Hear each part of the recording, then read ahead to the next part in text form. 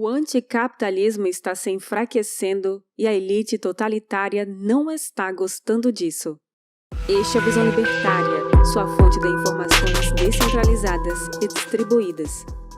A janela de Overton é uma teoria política que descreve como a opinião pública se altera ao longo da história, fazendo com que ideias que outrora eram consideradas absurdas passem a ser aceitas. Vemos inúmeros exemplos nas últimas décadas de como o discurso moral pode virar 180 graus. Nas décadas de 80 e 90 do século XX, os filmes convencionais não mostrariam a genitália masculina em hipótese alguma, mas havia muitas propagandas de cigarro e demasiadas cenas de gente fumando. Hoje, a opinião pública não se choca se numa série como Game of Thrones, por exemplo, houver um homem peladão, mas acha ruim haver propagandas de cigarro. Parece que não, mas muitas das mudanças de opinião que vemos foram construídas pela mídia, que, por sinal, é um tentáculo do Estado, como também por políticas públicas. Ocorre que, no entanto, a humanidade entrou numa nova era de conhecimento exponencial, de tal sorte que é impossível, agora, para a mídia e para o Estado centralizarem as informações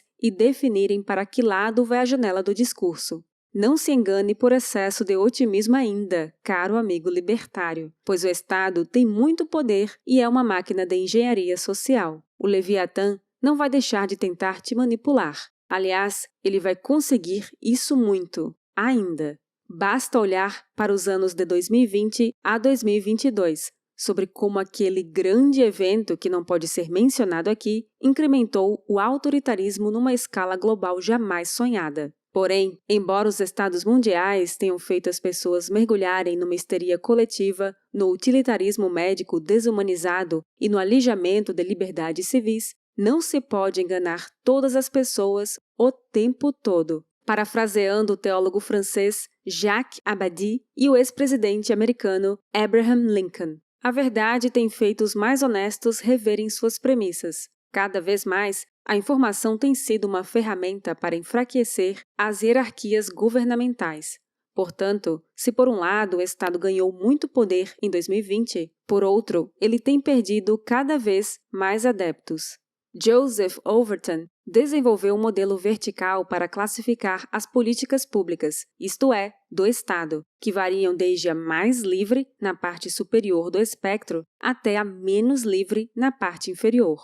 Em outras palavras, o eixo de Overton, ou Overton, tenta medir a intervenção do governo, na qual políticas aceitáveis são enquadradas em uma janela que pode se mover dentro desse eixo, expandindo ou diminuindo. Se você pensar bem, a janela de Overton pode coincidir com o diagrama de Nolan, sobre o qual há um vídeo no canal L de Liberdade. O link está na descrição. No fim, a informação descentralizada pode estar nos alinhando entre escolher flutuar para sermos mais libertários ou afundar para sermos mais totalitários. O movimento natural disso é que pessoas tenderão a se tornar libertárias porque elas não lucram com o Estado. Pelo contrário, elas são exploradas por ele. Na outra extremidade, uma pequena elite global descerá para os calabouços do estatismo, defendendo seus malditos bancos centrais, seu keynesianismo, seu domínio sobre os indivíduos, seu nacionalismo, seu protecionismo e por aí vai,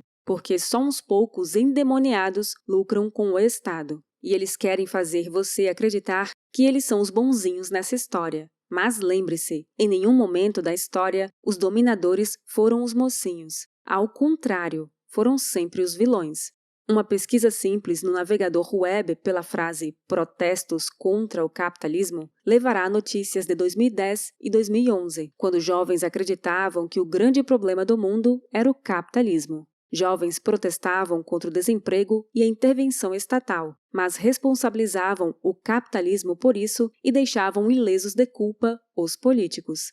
Menos de 10 anos depois, a janela do discurso mudou. Os protestos têm sido contra o establishment, contra o autoritarismo. Enquanto isso, têm sido valorizados o mercado, o empreendedorismo e a mentalidade de investimento. Os maiores protestos de 2020 e 2021 foram exatamente contra as medidas draconianas do evento censurável já mencionado. Vimos países ditos desenvolvidos, como o Canadá, adotarem medidas inacreditáveis de confisco de renda e atropelamento de uma idosa com a cavalaria policial. Uma coisa assombrosa. A Nova Zelândia, país considerado um dos mais livres do mundo moderno, engendrou um dos confinamentos domiciliares mais insanos de toda a história. Mesmo lá, onde a população aparentemente foi bem gadosa, houve aqueles que se levantaram contra o Leviatã supostamente liberal. O mesmo se pode dizer da Austrália, Alemanha e Inglaterra. É o que temos dito. O Estado sempre tenderá a se expandir e a ser mais totalitário. As premissas vencedoras do século XX foram o socialismo e o fascismo.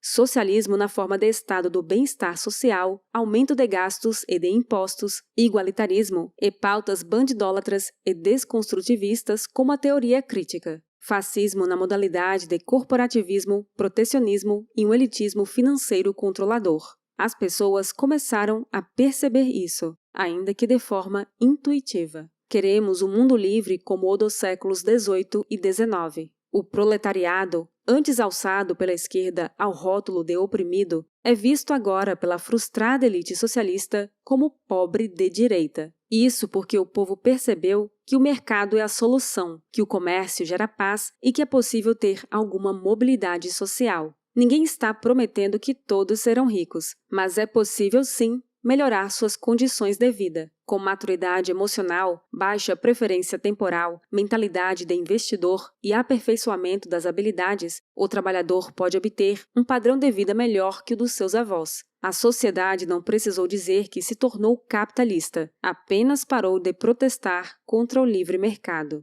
Simplesmente não se percebeu mais como anticapitalista. Os estatistas precisam agora criar um caos para se anunciarem como relevantes. E nesta guerra, eles usarão todo o arsenal que tiverem, de pandemias com reação exagerada a alarmismos ambientais. O que eles chamam de consciência de classe, podemos chamar de sociedade de castas inamovíveis controlada pela elite totalitária.